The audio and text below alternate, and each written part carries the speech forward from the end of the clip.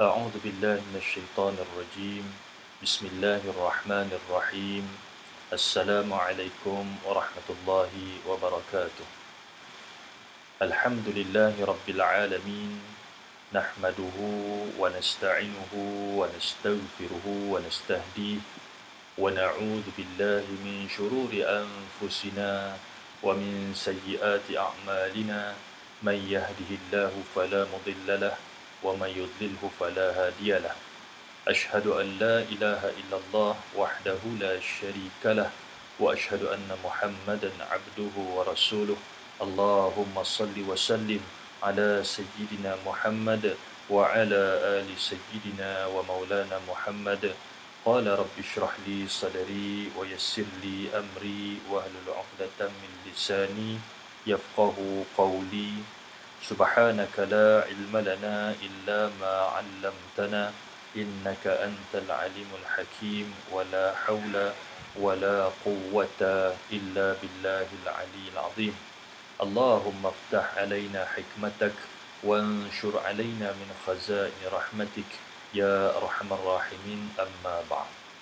Yang saya muliakan Mudir Madrasah Tahfiz Al-Mustafa Ustaz Salihin, juga kepada tuan-tuan, puan-puan, muslimin, muslimat, para alimin, para pendengar, penonton yang dikasihi dan dirahmati Allah Subhanahu wa taala. Alhamdulillah, alhamdulillah.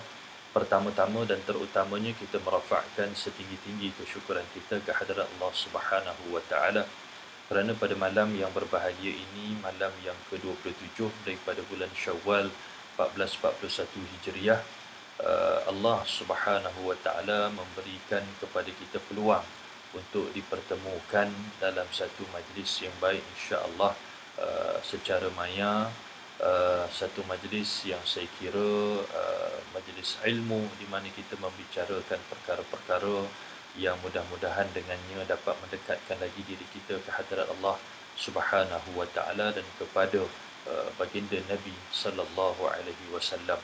Jadi kita berdoa mudah-mudahan Allah Subhanahu wa taala menjadikan sesi kita pada malam yang berbahagia ini sebagai satu sesi yang diberkati dan dirahmati olehnya, sebagai sesi yang mana Allah Subhanahu wa taala melimpahkan kebaikan ke atas kita semua, mudah-mudahan mendapat kebaikan di dunia dan di akhirat, insya-Allah.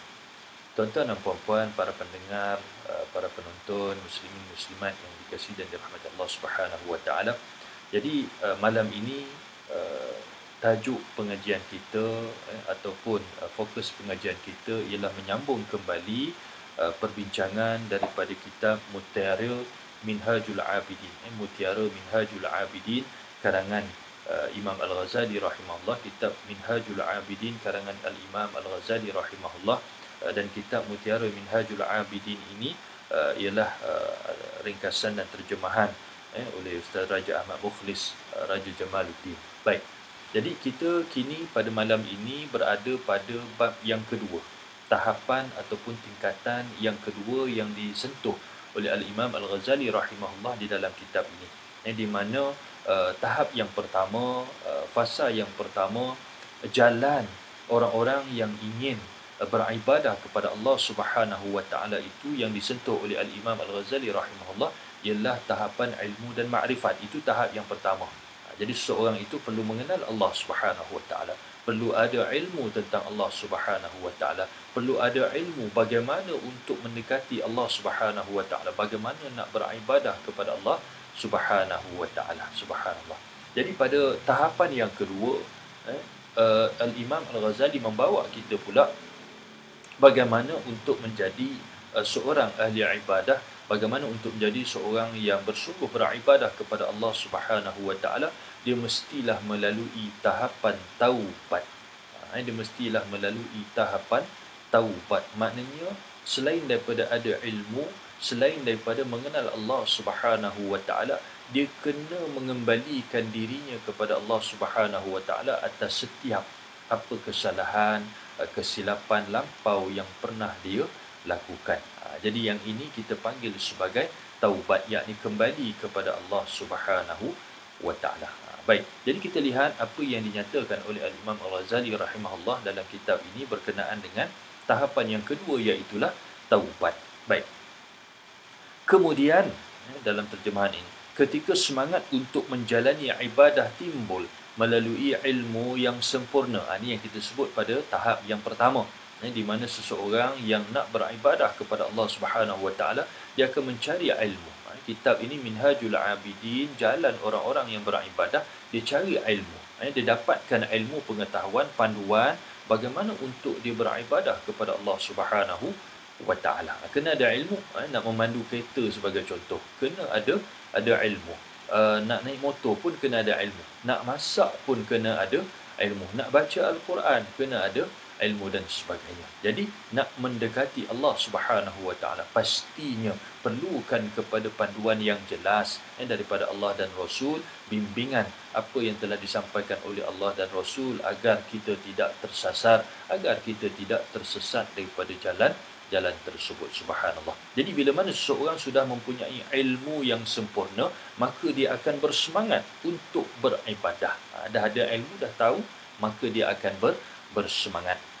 Maka bila mana dia bersemangat untuk beribadah, pastinya seseorang itu akan mengenang kembali keadaannya yang terdahulu, sebelum daripada keadaan dia mempunyai ilmu tersebut, sebelum daripada keadaan dia mempunyai keinginan, dorongan untuk menuju kepada Allah Subhanahu Wa Taala, iaitu dia terkenangkan kesalahan-kesalahan lampau, bagaimana keadaan dirinya, dosa-dosa silam, maksiat yang pernah dilakukan.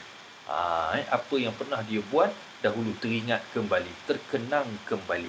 Dan yang itulah yang menjadi perbuatan dia sebelum daripada dia mengenal Allah Subhanahu Wa Taala, sebelum daripada dia menuntut ilmu bagaimana untuk beribadah, untuk mendekati Allah Subhanahu Wa Taala, yang kini dia sedang bertatih untuk berjalan di atas jalan tersebut, iaitu jalan orang-orang yang beribadah. Maka inilah yang dirasakan oleh ramai manusia, seperti yang tercatat di dalam kitab ini. Bila nak buat ibadah itu, maka dia akan mengenang diri dia dulu. Ya Allah, dulu aku macam gini. Katakan bulan Syawal nak puasa 6. Dulu ya Allah, susah aku nak puasa 6. Mungkin puasa 6 pun tak terbayang yang dia akan lakukan ataupun dia nak melakukannya. Subhanallah. Maka bila Allah SWT dah berikan ilmu kepada dia, Allah dah lorongkan dia untuk melaksanakan ibadah tersebut, maka pasti seseorang itu akan terkenang apa yang telah dia lalui sebelum daripada ini. Maka bila mana sudah berada pada tahap ini, yakni dia mengenang apa yang dia lakukan dahulu, dosa-dosa silamnya, silap-silapnya yang telah pun lalu, untuk menjadi seseorang yang mampu beribadah kepada Allah Subhanahu Wa Taala, maka hendaklah dia melakukan satu perkara yang disebutkan di dalam tahap yang kedua ini, iaitulah bertaubat kepada Allah Subhanahu Wa Taala. Bila mana dia bertaubat, bila mana dia memurnikan jiwa dia, mengembalikan dirinya kepada Allah Subhanahu Wa Taala dengan penuh pengharapan, dicatatkan di sini, agar Allah ampunkan dosa-dosanya yang terdahulu. Siapa yang tak ada dosa, tuan-tuan dan puan-puan? Pastinya kita semua abdun muznibun, seorang hamba yang ada dosa-dosa, ada salah silapnya yang terdahulu. Subhanallah. Maka kita pun bertaubat kepada Allah Subhanahu Wa Taala, nak melalui jalan ibadah kepada Allah Subhanahu Wa Taala. Setelah dikurniakan ilmu tersebut, maka seseorang akan perlu bertaubat akan dosa-dosa yang silap, mengharap sungguh-sungguh pengharapan agar apa? Allah mengampunkan dosa-dosa. Salah silap kita minta sungguh-sungguh, ya Allah, tolong ampunkan salah silap dan dosa yang terdahulu. Dan dinyatakan di sini berazam tak kembali melakukan dosa-dosa tersebut. Yang ini nanti kita akan sentuh dengan lebih detail. Maka pada waktu ini dia sedang mendaki halangan ataupun pendakian taubat tersebut. Maknanya dia akan merasai kesusahan, dia akan merasai kesukaran. Betul, kita dah nak buat ibadah ini, kita nak buatlah. Maknanya kita rasa nak solat, kita akan solat dan sebagainya berdasarkan ilmu yang telah pun dimiliki. Tapi ingat tuan-tuan dan puan-puan, para pendengar, penonton yang dikasihi dan dirahmati Allah Subhanahu Wa Taala, dia kadang-kadang akan datang kesukaran. Dia akan datang berat untuk melaksanakan perkara tersebut. Antara halangan utama yang disebutkan di belakang kitab ini, tuan-tuan dan puan-puan rahmati Allah, iaitulah iblis laknatullah. Syaitan-syaitan yang akan datang mengganggu gugat apa yang kita nak buat tersebut. Kita nak buat qiyamul lail, pasti akan ada gangguan. Jadi dia akan mengembalikan seseorang itu kepada sifat yang lama, iaitu sifat tidak bersungguh-sungguh untuk melaksanakan apa yang diperintahkan oleh Allah Subhanahu Wa Taala. Sebab itu tak pelik dan tak hairan. Kita tengok orang ramai yang ada ilmu dan pengetahuan, tahu ini ibadah ni kalau buat dapat pahala, tahu benda ini benda sunat contohnya, tahu benda ini benda fardu wajib, kena dilakukan, mesti dilakukan, yang ini pahalanya lebih berbanding dengan melakukan sedemikian. Tapi kenapa ada orang yang sedemikian, yang tahu, yang faham, tapi tak mahu melaksanakan, tak mahu melakukan sebab gangguan-gangguan tadi? Maka di situlah kekuatan taubat sangat-sangat diperlukan untuk mendorong seseorang itu boleh melakukan ibadah seperti mana yang diharapkan, seperti mana yang bayangkan, seperti mana yang diinginkan berdasarkan ilmu yang telah dikurniakan oleh Allah Subhanahu Wa Taala kepada dia. Baik, kita tengok dahulu sebelum pergi kepada ciri-ciri taubat, syarat-syarat taubat dan perkara-perkara lain berkaitan dengan taubat. Apa kepentingan bertaubat ini? Kenapa perlu, kenapa mesti untuk seseorang itu bertaubat kepada Allah Subhanahu Wa Taala? Baik, yang pertama, tuan-tuan dan puan-puan para pendengar yang dikasihi dan dirahmati Allah Subhanahu Wa Taala, untuk seseorang itu mendapatkan bimbingan daripada Allah, untuk seseorang itu mendapat apa yang kita panggil sebagai taufiq. Hidayah ini kan kita selalu sebut wabillahi taufiq wal hidayah. Hidayah itu petunjuk Allah Subhanahu Wa Taala kepada orang-orang yang telah tersasar. Allah SWT berikan kepada orang-orang yang tidak beriman. Itu namanya hidayah. Ini secara ringkas. Manakala taufik ini Allah bagi kepada orang-orang yang beriman. Orang-orang yang Islam. Tetapi mungkin dia meninggalkan perkara-perkara tertentu dalam agama dan Allah memberikan dia taufik, bimbingan supaya dia kembali melakukan perkara tersebut. Ataupun orang-orang yang baik, orang-orang yang beriman, tapi mungkin dia meninggalkan satu dua perkara-perkara yang baik, amal-amal soleh sebagai contoh, dan Allah memberikan bimbingan untuk dia melakukan perkara tersebut. Maka ini disebutkan sebagai taufik. Jadi perkara pertama, sebab kenapa seseorang itu perlu bertaubat ialah untuk mendapatkan taufik ini. Supaya mendapatkan bimbingan daripada Allah SWT. Bila kita buat benda yang Allah SWT suka, pasti Allah akan sayang kepada kita. Allah akan tunjukkan jalan. Allah akan permudahkan jalan. Allah akan bantu kita sepanjang perjalanan tersebut untuk beribadah kepada Allah Subhanahu Wa Taala.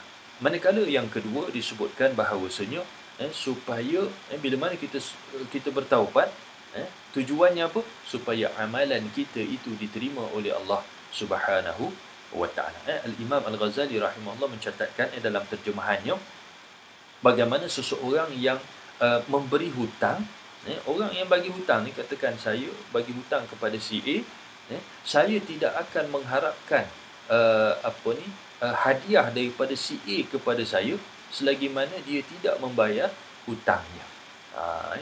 Kita buat apa nak harapkan hadiah daripada dia? Sebab yang kita harapkan itu ialah hutangnya itu dibayar. Begitu juga dengan orang yang melakukan kesalahan yang terdahulu. Orang-orang yang melakukan maksiat yang terdahulu, dosa-dosa yang terdahulu, dia perlu melangsaikan hutang tersebut sebelum dia melaksanakan tambahan-tambahan ibadah kepada Allah Subhanahu Wa Taala, ataupun sambil dia lakukan ibadah kepada Allah Subhanahu Wa Taala. Konsep ini diambil pakai oleh para ulama sebahagiannya dalam menentukan banyak hukum hakam. Sebagai contoh yang popular sekarang ni dalam musim bulan Syawal, orang sering bertanya, Ustaz, yang mana nak didulukan? Puasa qada ataupun puasa sunat? Sebagai contoh, khususnya orang-orang wanita lah yang pastinya dalam sebulan dia akan ada tempoh yang dia meninggalkan ibadah puasa tersebut. Kalau orang lelaki ada, mudah-mudahan Allah memberikan petunjuk untuk kembali dan meninggalkan perkara tersebut dan menggantikan apa yang ditinggalkan. Jadi puasa Syawal itu ataupun puasa 6 kita panggil, itu perkara sunat. Mengqadakkan kembali puasa yang ditinggalkan. Khususnya yang sengaja meninggalkan tanpa sebab-sebab dia nak qada, yang tu termasuk sebahagian daripada taubat. Jadi mana yang nak didulukan, apakah yang itu ataupun yang sunat ini? Sebab itu diberikan perumpamaan oleh Al-Imam Al-Ghazali rahimahullah, seperti yang saya sebutkan tadi, dijadikan juga sebagai sandaran sebagai ulama untuk menentukan mana yang lebih prioriti untuk dilaksanakan. Maka mereka mengambil apa yang dicontohkan tadi, membayar hutang dahulu, yakni melaksanakan qada sebelum daripada melakukan amalan puasa sunat tersebut. Subhanallah. Baik. Di dalam Al-Quran, tuan-tuan dan puan-puan, para penonton pendengar dikasihi dan dirahmati Allah, ada banyak ayat-ayat berkaitan dengan taubat. Banyak ayat-ayat berkaitan dengan taubat. Antaranya dalam surah At-Tahrim ayat yang ke-8, Allah Subhanahu wa taala berfirman, ba'da a'udzu billahi minasyaitonir rajim, ya ayyuhalladzina amanu tubu ila Allahi taubatan nasuha عسى ربكم أن يكفر عنكم سيئاتكم ويدخلكم جنات تجري من تحتها الأنهار. صدق الله العظيم. Ayatnya panjang lagi, tuan-tuan boleh buka dalam mushaf untuk tengok surat Tahrim ayat ke-8. Allah Subhanahu wa taala berfirman, sebahagian daripada ayat tersebut yang bermaksud, wahai orang-orang yang beriman, tubu ilallahi taubatan nasuha, taubatlah kamu kepada Allah Subhanahu wa taala dengan taubat nasuha, taubat yang bersungguh-sungguh, taubat yang sebenar-benar. Nanti kita insya-Allah kalau sempat kita akan tengok apa ciri-ciri, apa syarat-syarat taubatan nasuha tersebut. Ganjaran orang-orang yang taubat nasuha ni, tuan-tuan dan puan-puan, asa rabbukum an yukaffira ankum sayyiatikum. Pertama sekali, kelak Allah Subhanahu wa taala akan menghapuskan sayyiatikum, segala kejahatan-kejahatan kamu. Maksud Allah akan hapuskan kejahatan-kejahatan kamu ini, para ulama membahas panjang tentang perkara ini. Dua yang mungkin kita boleh sebutkan. Pertama, Allah Subhanahu wa taala akan menjadikan seorang itu baik.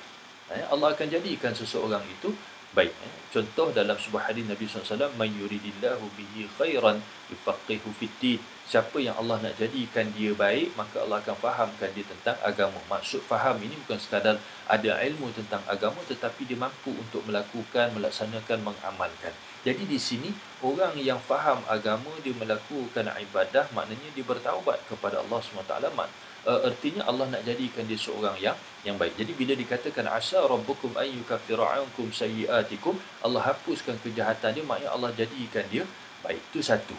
Yang kedua, Allah Subhanahu wa taala akan menghapuskan dosa-dosa silam yang telah dilakukan. Sebab itu pentingnya taubat. Contoh, kalau kita nak melalui satu jalan yang ada banyak halangan. Halangan ini perumpamaan dosa. Jadi bila mana nak lalu dalam keadaan banyak halangan-halangan, pasti sukar dan susah. Sebab ada halangan-halangan tersebut dalam erti kata dosa tadi. Maka untuk memudahkan laluan kita, hendaklah dihilangkan halangan-halangan tersebut. Maka taubat menghapus dosa-dosa yang telah dilakukan terdahulu, yang sebelum-sebelum ini, menghilangkan kotoran-kotoran, halangan-halangan tersebut, hapus dosa-dosa, maka mudah untuk dia beribadah. Sebab itu dalam ayat ke-8 surat Tahrim, bila mana seseorang bertaubat dengan sesungguh-sungguh taubat, Allah akan jadikan dia seorang yang baik. Allah SWT akan hapuskan dosa-dosa kesalahan dia yang terdahulu, yang silap. Kemudian di akhirat, apa yang dia akan dapat?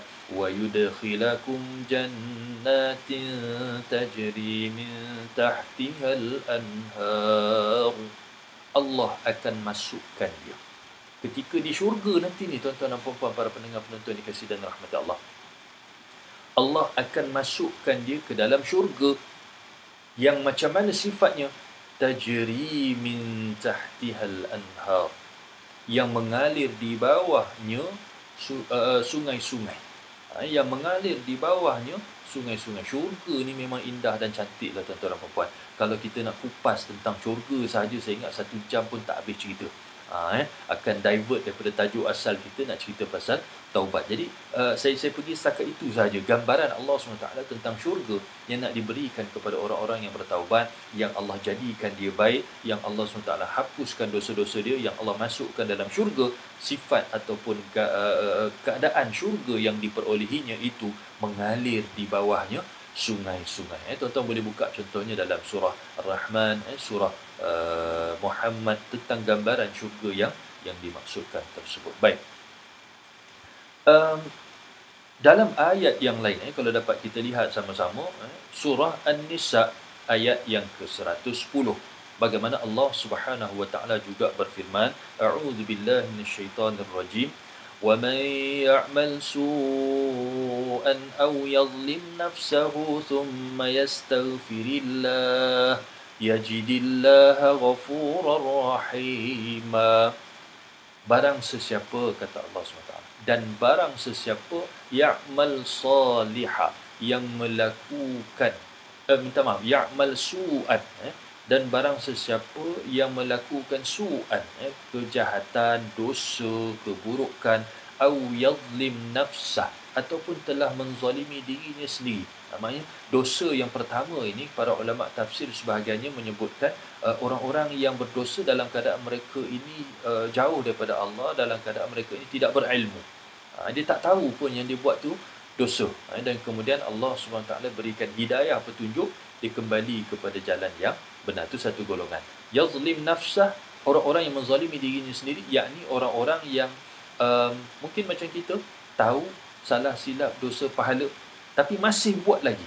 Yang ini disebut sebagai menzalimi dirinya sendiri, saja cari pasal dapat murka Allah Subhanahu wa ta'ala, wal a'yadzu billahi min dzalik. Mudah-mudahan kita dijauhkan daripadanya lah, tuan-tuan dan puan-puan rahmat Allah. Yazlim nafsah maksudnya dia tahu tapi dia lakukan perkara kesalahan dosa tersebut, na'udzubillahi min dzalik.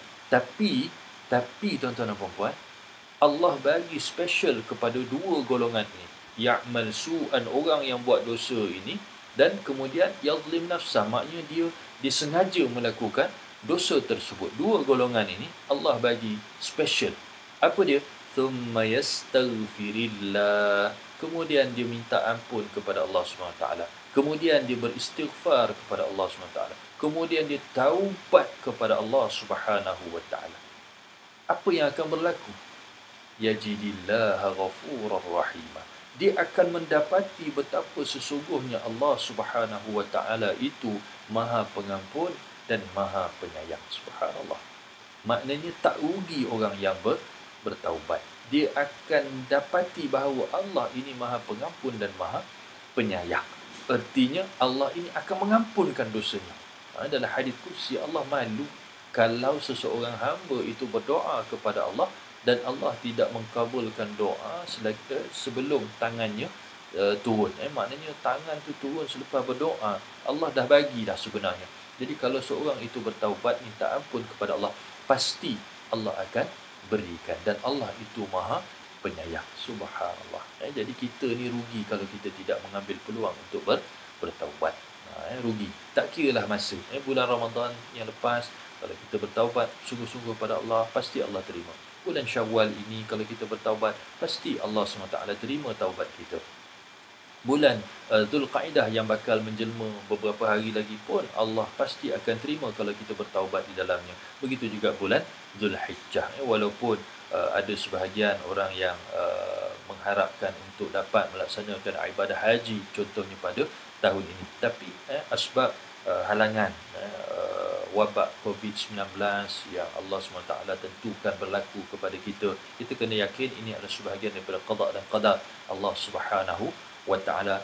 Pasti ada tempoh masanya, pasti ada penyelesaian kepada masalah wabak COVID ini oleh Allah Subhanahu wa ta'ala. Allah akan bagi bila masanya, wallahu ta'ala alam.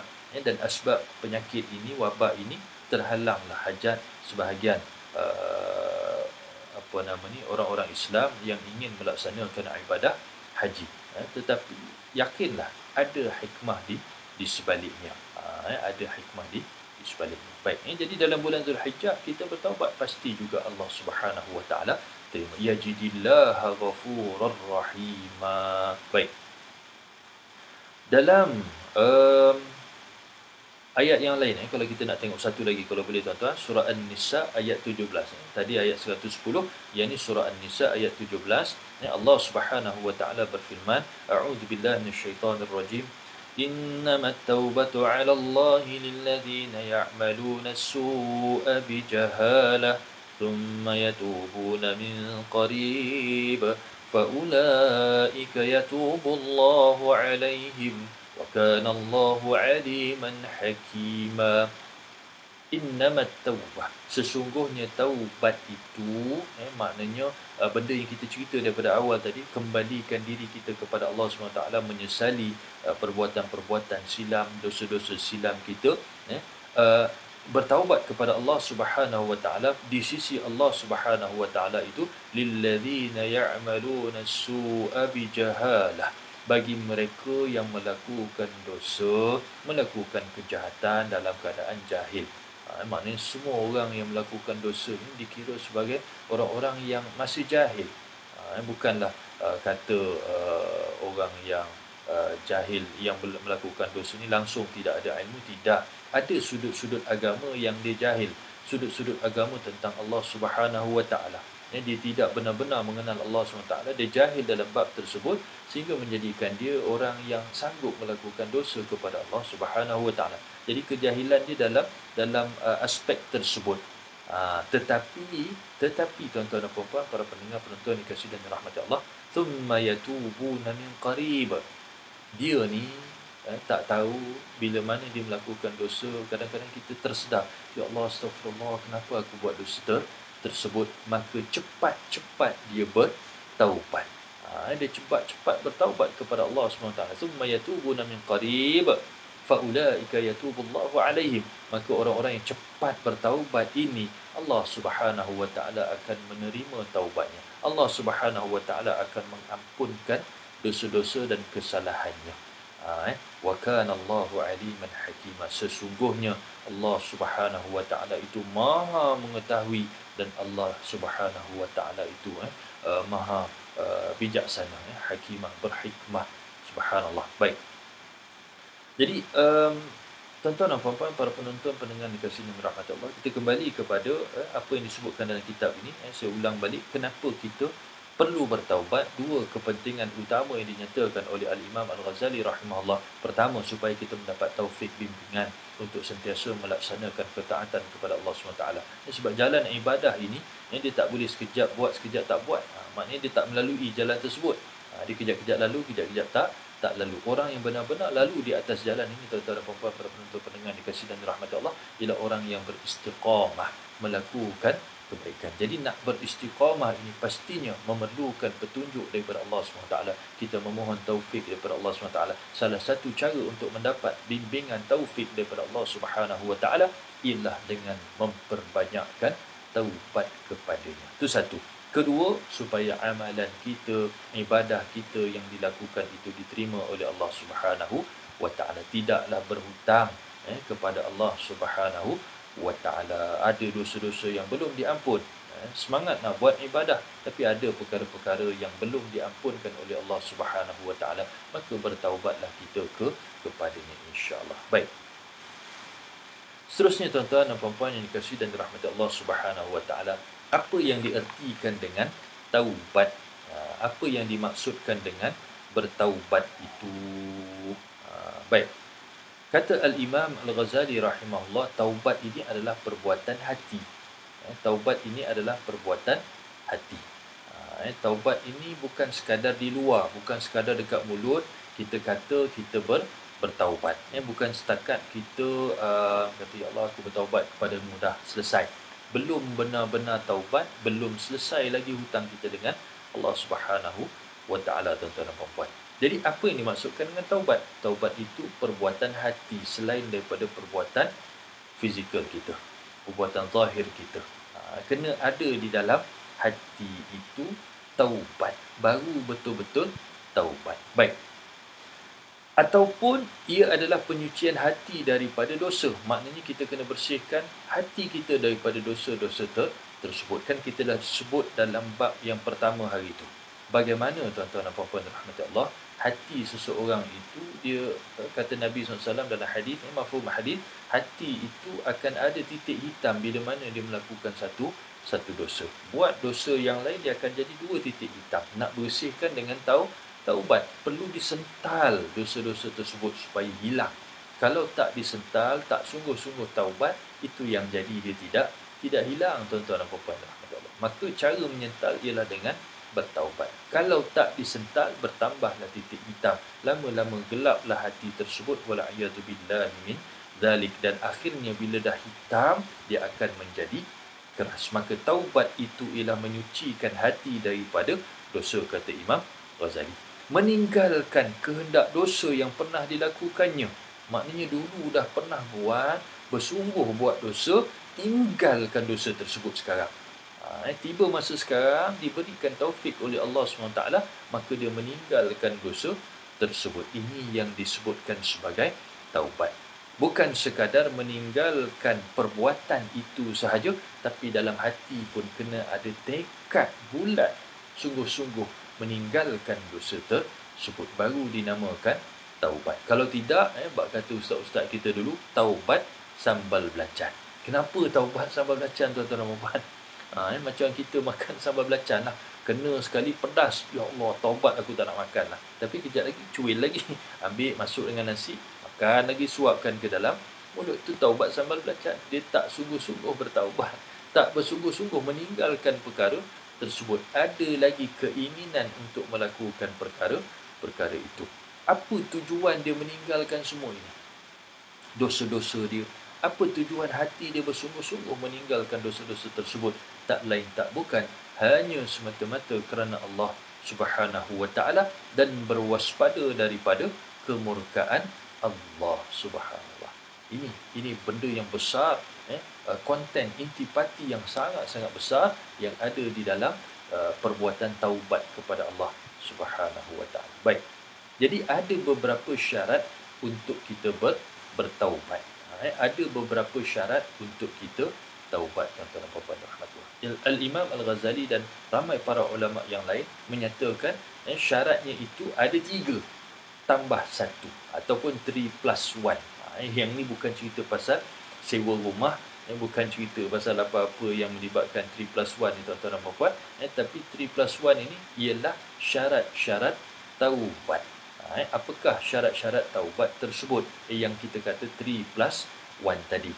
Dengar benar betul-betul, bila mana seorang nak bertaubat, tuan-tuan dan puan-puan, kena ada 3 campur 1 ini. Baik. Pertama sekali, kata Al-Imam Ghazali dalam terjemahan kitab Mutiara Minhajul Abidin ini, ialah meninggalkan kehendak dan kemanisan untuk melakukan dosa, iaitu membersihkan daerah hatinya daripada manis dosa dan mengosongkan hati daripada manis dosa dan keazaman untuk kembali kepadanya lagi. Maknanya dia kena benar-benar menyesal di dalam hati dia, minta maaf, dia kena berhenti dulu. Ini kita kata berhenti daripada melakukan dosa tersebut. Macam kita bawa kereta, bawa motor kan, kita tak nak lalu jalan tu lagi, kita break, berhenti. Kita break, berhenti. Ini salah jalan ni, kita kena cari jalan yang lain. Jadi bila mana seorang tu nak pergi kepada jalan Al-Abidin, jalan orang-orang yang beribadah kepada Allah Subhanahu wa ta'ala, dia kena berhenti dulu daripada melakukan dosa. Stop. Tak buat dah dosa tersebut. Stop itu bukan sekadar meninggalkan perbuatan seperti yang kita sebut tadi, tapi Al-Imam Al-Ghazali menekankan meninggalkan kehendak dan rasa seronok untuk buat dosa. Itu disebut sebagai kemanisan untuk melakukan dosa. Sebab dosa ni dia memberi makanan kepada nafsu. Dia menyeronokkan nafsu. Kita tahu dalam diri kita ni ada nafsu, keinginan, kehendak, dan nafsu dia seronok dengan dosa. Nafsu dia seronok dengan dosa. Bila mana seseorang itu nak bertaubat, dia kena tinggalkan perbuatan, tinggalkan juga kehendak. Maknanya berhenti terus, stop daripada perbuatan-perbuatan dosa dan daripada rasa nak buat dosa, daripada rasa seronok buat dosa. Sebab ada sebahagian orang bila bertaubat, memang dia berhenti, tapi dalam hati dia teringat keseronokan melakukan dosa tersebut. Dia berbeza tuan-tuan dan puan.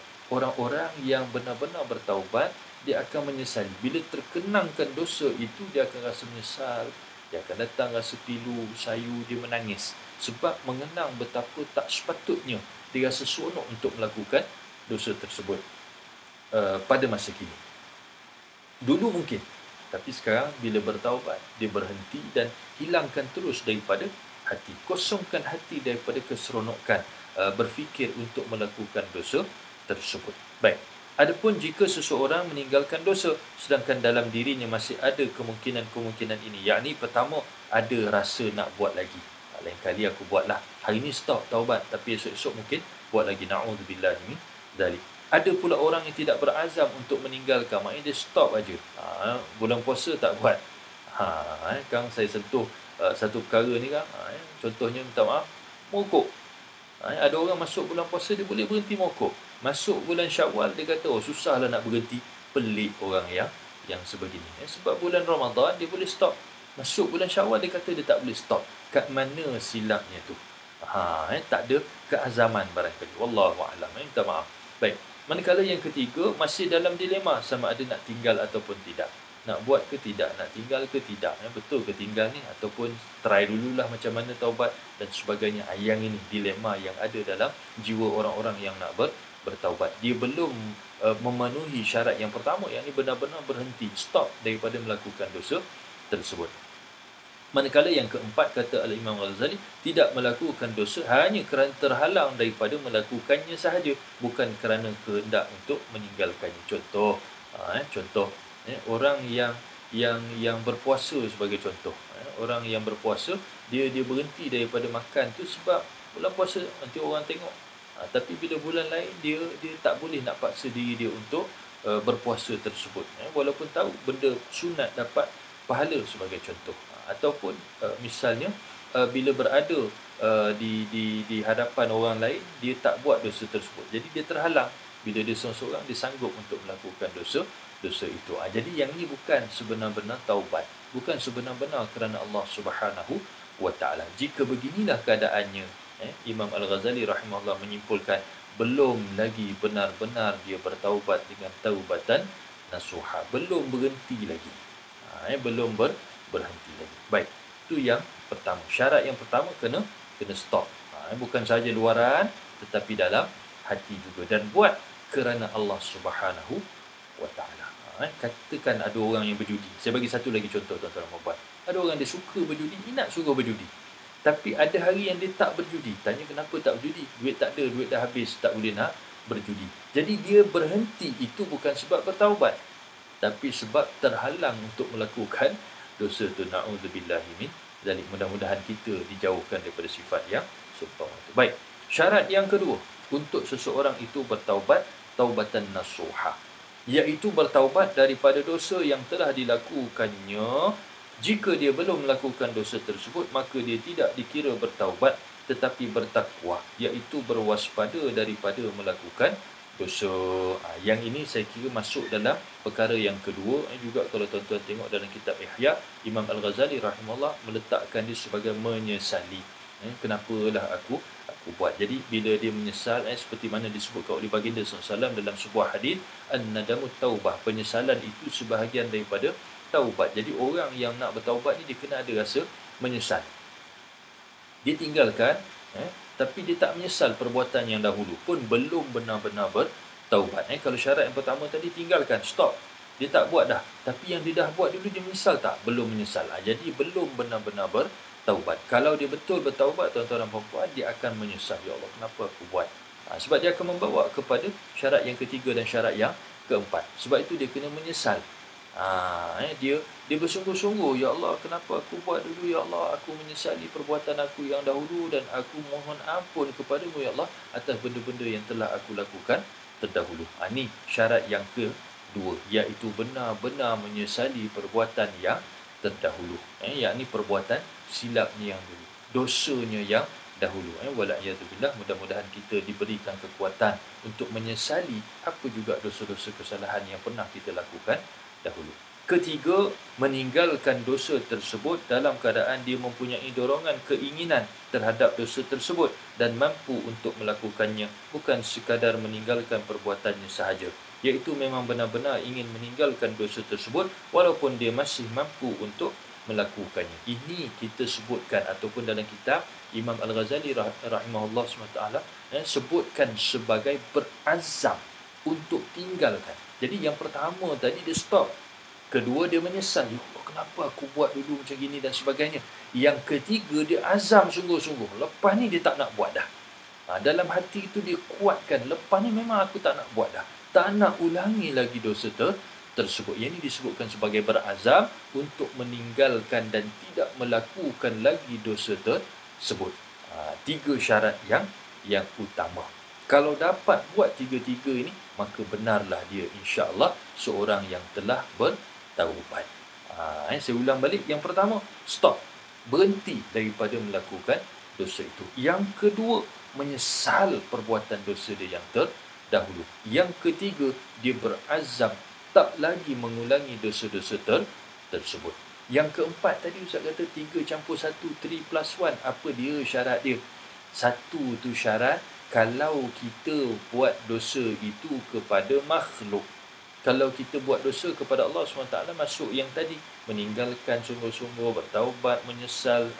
Yang itu semua masuk dosa-dosa kita kepada Allah SWT.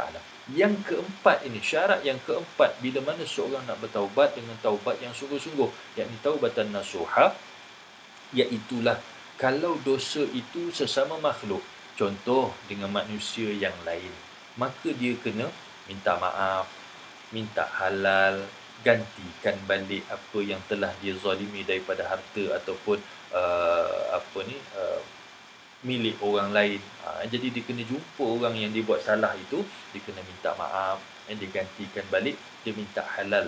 Kalau tak mampu untuk menggantikan, rundinglah macam mana sampai orang tu benar-benar maaf. Yang ini dalam bulan Syawal lah. Kita dalam bulan Syawal tahun ni PKP kan, dalam PKP, jadi kita tak dapat nak beraya bersungguh macam tahun-tahun lepas. Tapi biasanya bila raya ni, apa yang kita sebutkan tuan-tuan dan puan-puan, kita akan kata minta maaf zahir batin kosong-kosong. Jadi yang itu belum lagi benar-benar kita mengakui kesalahan kita sesama makhluk. Cakap dengan orang yang kita minta maaf tu, apa salah kita, supaya dia benar-benar memaafkan dan mengampunkan apa yang kita dah buat zalim, salah kepada dia. Yang tu syarat yang keempat. Kalau tak buat, maka belum tercapai. Kalau kita curi barang dia, kita pulang balik. Kalau tak mampu nak pulang, barang tu mungkin dah tak ada, kita gantikan dengan nilai dia. Kalau tak mampu nak bayar pula, kita minta halal daripada dia, minta maaf sungguh-sungguh. Mudah-mudahan dalam pada masa yang sama. Kadang orang tanya, Ustaz, saya nak minta maaf, tapi saya tak mampu nak gantikan. Nak minta halal, saya tak berani, takut orang tu tak halalkan. Jadi nak ganti, saya jadi susah hati pula lagi. Cukup tak kalau saya bertaubat kepada Allah SWT semata-mata? Jawapannya tak cukup lagi, sebab dosa sesama makhluk, kena minta maaf dengan makhluk tersebut. Habis itu Ustaz, kalau saya jumpa dengan dia masih dia tak nak maafkan, dia minta saya ganti dan bukan-bukan lagi dan sebagainya, macam mana?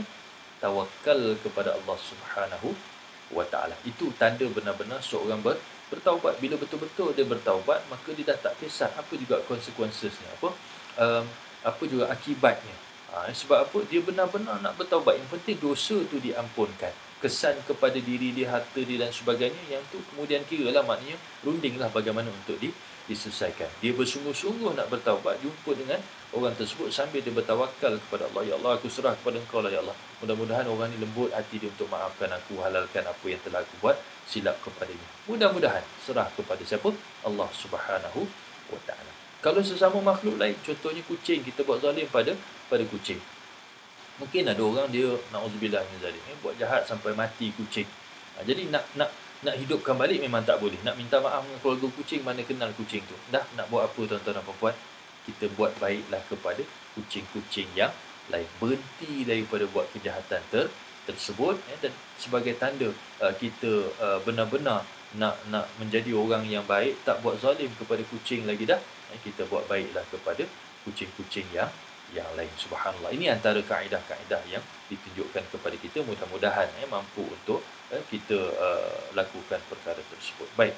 Jadi tuan-tuan dan puan-puan yang dirahmati Allah Subhanahu Wa Taala, kita masuk pada satu perkara lagi, bagaimana untuk menuju kepada taubat yang murni. Bagaimana nak betul-betul mencapai taubat kepada Allah Subhanahu Wa Taala ni. Mungkin kita masuk yang ini dan kemudian belakang-belakang kita akan sambung pada pertemuan yang akan datang insya-Allah jika diberikan kesempatan olehnya. Baik.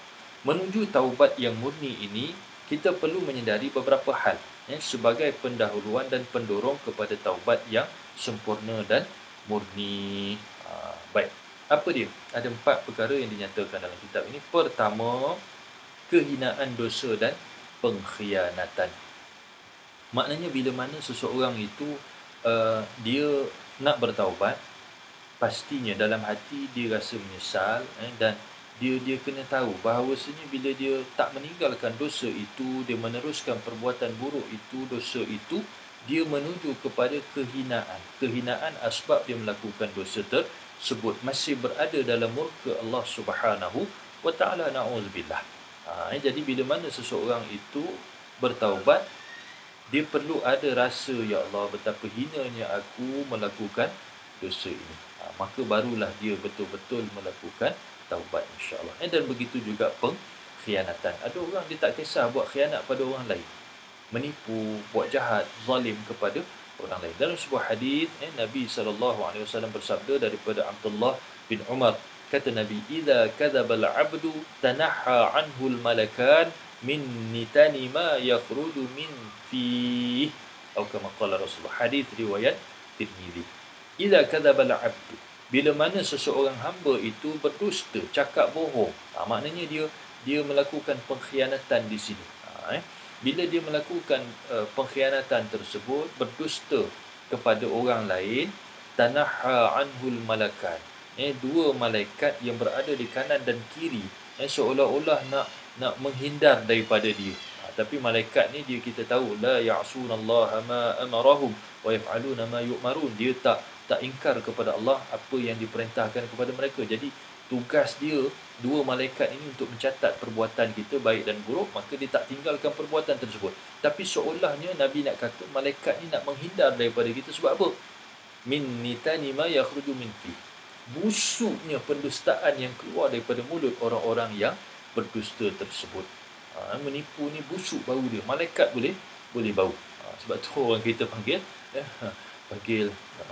kencing istilahnya, kencing member, kencing orang dan sebagainya. Menipulah tu, hancing dia, busuk dia. Na'udzubillahi min dzalik. Jadi dosa ni satu benda yang hina, tuan-tuan dan puan-puan. Penghinaan yang besar. Baik. Disebutkan dalam kitab ini, tergamakkah kita membalas segala kurnia dan rahmat Allah Subhanahu Wa Taala dengan sebuah penderhakaan, iaitu berpaling daripada ketaatan kepada Allah. Bagi kita banyak benda, tuan-tuan dan puan-puan. Macam-macam Allah bagi kepada kita. Allah bagi nikmat yang pelbagai. Kita boleh makan, ada rezeki untuk kita belanja wang dan sebagainya, kesihatan, nikmat hidup, usia dan sebagainya, nikmat dapat mengikuti kuliah walaupun secara online dalam suasana PKP sekarang ini. Tetapi dalam nikmat yang banyak ini, seperti yang Allah tanyakan berkali-kali dalam surah Ar-Rahman, "Fabi ayyi ala'i rabbikuma tukadziban?" Nikmat mana yang kamu dustakan? Tergamakkah seseorang untuk membalas kebaikan yang Allah bagi, nikmat yang pelbagai yang Allah SWT bagi itu, dengan keburukan-keburukan, dengan pengkhianatan dan dosa yang kita lakukan terhadap Allah Subhanahu Wa Taala? Pastinya orang yang beriman, orang yang benar-benar hatinya bertaubat kepada Allah, tidak sanggup untuk melakukan sedemikian rupa. Dan kemudian disebutkan, sanggupkah kita di hadapan pengawasan Allah Subhanahu Wa Taala berlaku curang, tidak setia kepadanya, memilih untuk menyembah nafsu, mentaati syaitan? Allah pandang kepada kita, Allah melihat kepada kita. Wallahu bima ta'maluna basir. Apa yang kita buat ni Allah tahu, Allah melihat. Apakah dalam pengawasan Allah SWT kita masih lagi sanggup untuk mengikut apa yang dibisikkan oleh syaitan kepada kita? Wala'iyadzubillah min dzalik. Pastinya kita tak mau. Sedangkan kita diciptakan oleh Allah Subhanahu Wa Taala. Wa ma khalaqtul jinna wal ins illa liya'budun. Maka taat dan patuhlah kepada Allah SWT. Bila mana seorang mengetahui, mengenali, memahami kehinaan dosa dan pengkhianatan, pasti dia tidak tergamak untuk melakukan perkara tersebut terhadap Allah Subhanahu wa taala. Yang kedua, tuan-tuan dan puan-puan, iaitu dengan mengenali kebesaran Allah Jalla wa'ala, mengingat sedahsyat-dahsyat siksaannya dan kemurkaannya. Maknanya bila mana seorang itu sedar, Allah itu maha besar, Allah itu maha hebat, Allah itu maha agung, Allah lah Tuhan yang menciptakan kita, pasti dia tak sanggup untuk melaksanakan, tak sanggup untuk melakukan dosa-dosa, kemaksiatan, kemungkaran tersebut. Apatah lagi bila mengingat akan azab Allah SWT, balasan siksa Allah SWT, kemurkaan Allah Subhanahu wa taala. Sakhatallah. Na'udzubillahi min zalik. Minta jauh. Baik. Sebab itu para ulama salafus salih ada menyebutkan, mengingatkan kepada kita semua, la tanzur ila sigharil khati'ah walakin inzur ila azmi man asaita. Janganlah kamu melihat kepada sikitnya dosa, kesalahan yang kamu buat. Alah, sikit aja ni dosa ni, kecil aja, nanti aku taubatlah. Jangan tengok kepada dosa tu. Sebab kalau kita tengok pada dosa, kita boleh je nak cari dosa kecil-kecil untuk dilakukan, yang kita kata nanti kita akan taubat. Oh, okey, tak apa, boleh mengelak daripada dosa besar, buat yang kecil-kecil saja. Nauzubillah. Jangan tengok kepada kecilnya dosa, tapi tengok kepada azmi man asaita, kebesaran, keagungan siapa yang kamu maksiat kepadanya, yakni Allah Subhanahu wa taala. Yang itu yang kita tengok. Perhatikan betapa hebatnya Allah Subhanahu wa taala, maka akan menghalang diri kita daripada melakukan dosa. Baik. Kemudian yang ketiga, kata Al-Imam Al-Ghazali rahimahullah, menghayati kelemahan diri dalam menghadapi siksa dan murka Allah Subhanahu wa taala, dan tidak ada cara untuk menghindarinya. Betapa lemahnya kita, betapa kerdilnya kita kalau Allah campak kita ke dalam neraka. Dalam surah As-Sajdah yang kita selalu baca, ini esok subuh kita boleh baca, mudah-mudahan ada peluang untuk kita ke masjid, insya-Allah. Bersegeralah ke masjid, mudah-mudahan subuh Jumaat sunat untuk membaca surah As-Sajdah. Antara ayat Allah SWT yang menggambarkan keadaan ini, walau tara, Allah SWT berfirman, a'udzubillahi minasyaitonir rajim, walau tara idzil mujrimuna nakisu ru'usihim 'inda rabbihim rabbana absarna wa sami'na farji'na na'mal salihan inna muqinun. Bila mana melihat azab Allah Subhanahu wa taala, bila mana mendengar ngauman neraka Allah Subhanahu wa taala, mereka berkata, kami dah melihat, kami dah mendengar ya Allah, kami tak nak pergi ke neraka ya Allah, farji'na, balikkan kami ke dunia, na'mal salihah, kami nak lakukan amal salih, inna muqinun, sekarang kami dah yakin ya Allah. Dah nak masuk dalam neraka baru sedar, tak sanggup untuk menghadapi siksaan Allah SWT atas dosa-dosa yang telah dilakukan. Jadi sebelum sampai kepada saat dan ketika itu, kita ingat, kenang daripada sekarang. Kita dah tahu dah pun tentang perkara ni, jadi kita insaflah daripada sekarang.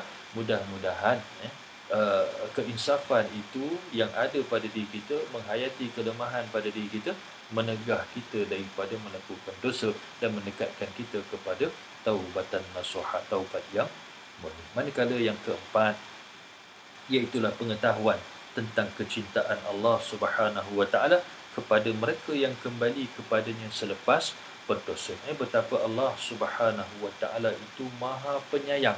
Seperti yang kita bacakan di awal tadi dalam ayat Allah Subhanahu wa taala, surah An-Nisa ayat 110, wa man ya'mal su'an aw yadhlim nafsahu thumma yastaghfirillah yajidillaha ghafurar rahima. Buat dosa, buat salah, kemudian dia bertaubat, istighfar, minta ampun kepada Allah SWT, pasti dia akan mendapati Allah itu Ghafurur Rahimah, Maha Pengampun dan Maha Penyayang. Subhanallah.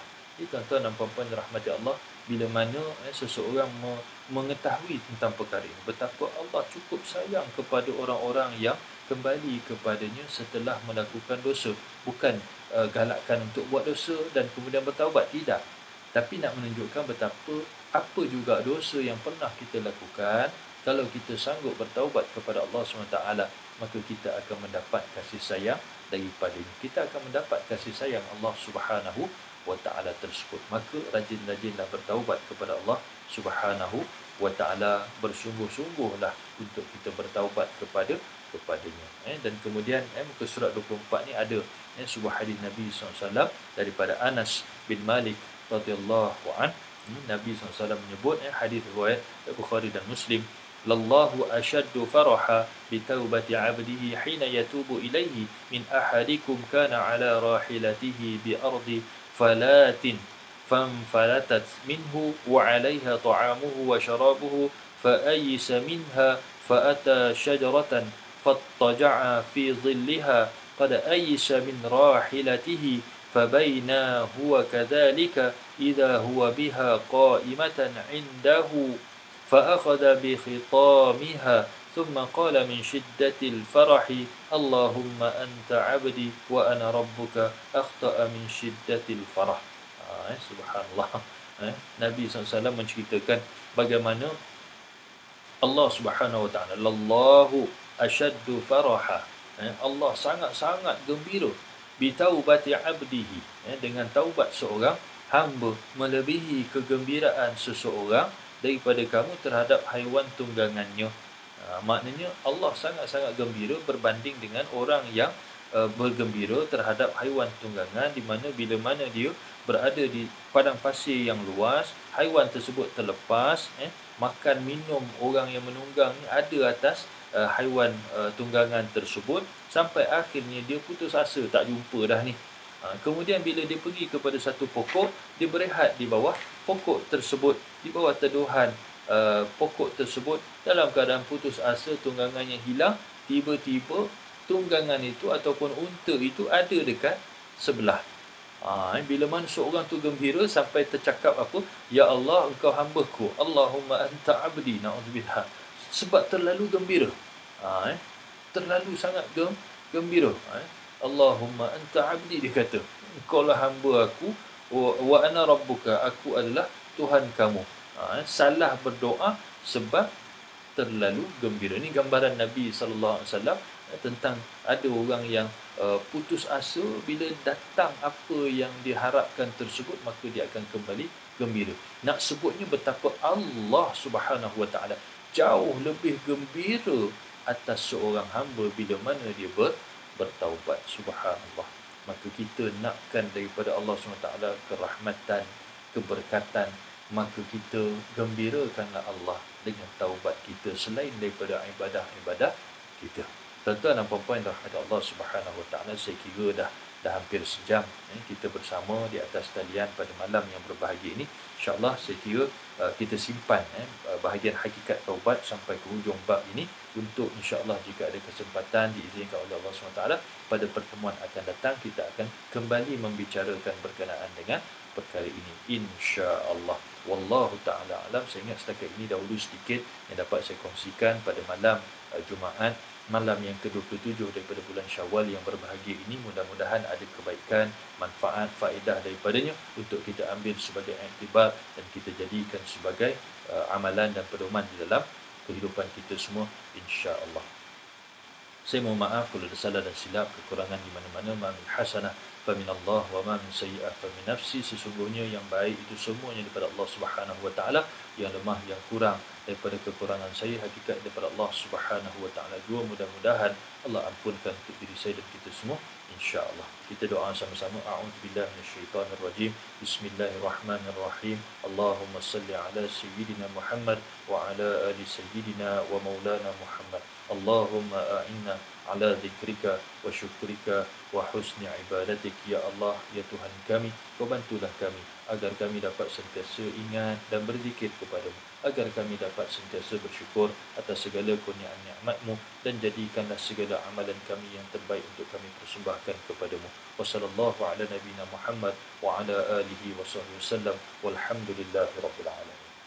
Terima kasih saya ucapkan kepada pihak Madrasah Tahfiz Al-Mustafa, khususnya pihak Ustaz Salihin, atas peluang yang diberikan untuk saya bersama dengan tuan-tuan dan puan-puan pada malam yang berbahagia ini. Juga terima kasih kepada tuan-tuan dan puan-puan yang menonton dan bersama daripada awal sehingga akhir. Mudah-mudahan ada keberkatan dan kebaikan daripadanya. Sekian dahulu daripada saya. Aqulu qawli hadza wa astaghfirullahal azim li wa lakum, wa billahi taufiq wal hidayah. Wassalamualaikum warahmatullahi wabarakatuh.